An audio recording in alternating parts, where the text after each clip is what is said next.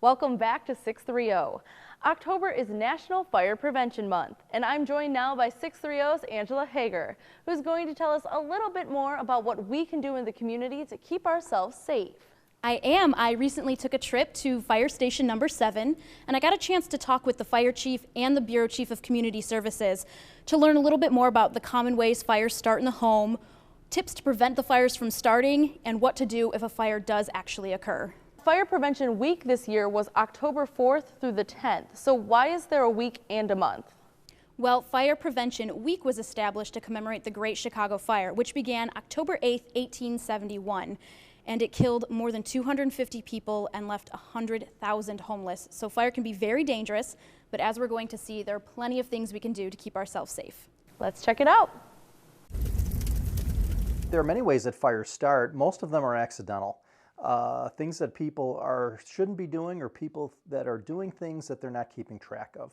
According to the National Fire Prevention Association, the leading causes of fire in the home are heating, including space heaters and creosote buildup in chimneys, improper disposal of smoking materials, electrical, candles, and cooking, with 2 out of every 5 fires started in the kitchen. When you talk about fire prevention, there's a lot of things that you can do, and one major thing that we always talk about is just general housekeeping. This includes putting things away in the correct spot, as you never know when an item near an open flame can catch fire.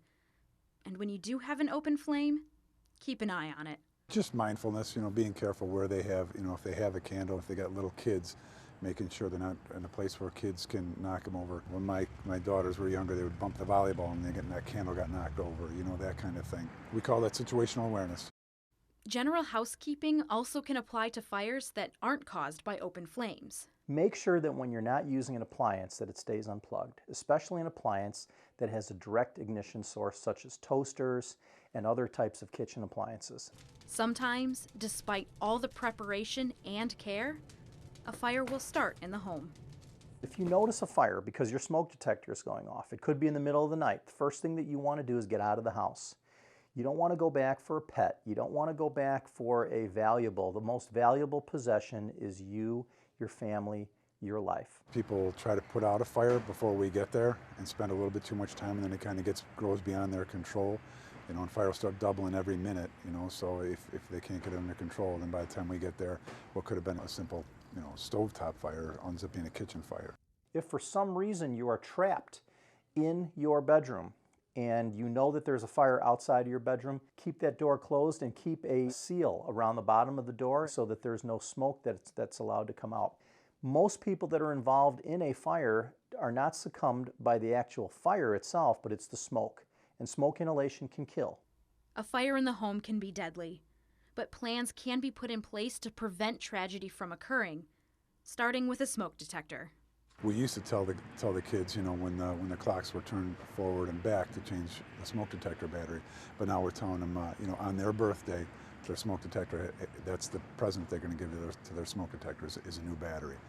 Another way to help protect your family, a fire extinguisher.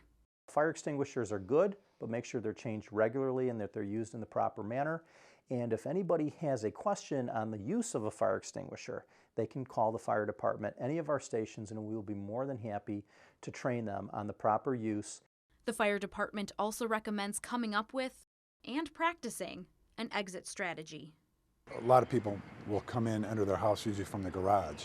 And we're creatures of habit. That's always where we go in and out of the house. And a lot of people don't use their back door or their front door.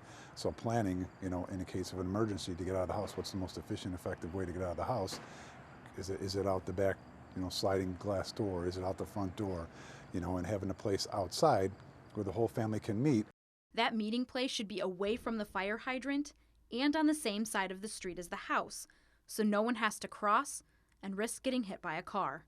The meeting place also allows for every family member to be accounted for quickly, so firefighters know if anyone is left in the house. A fire call is certainly one of the most dangerous calls that we could respond to. Number one, because fire escalates in a very rapid manner, so it's very important for people to understand if you have a fire that's in a room or in a corner somewhere, make sure that you get out as quickly as possible, dial 911 and call for help. Reporting for 630, I'm Angela Hager.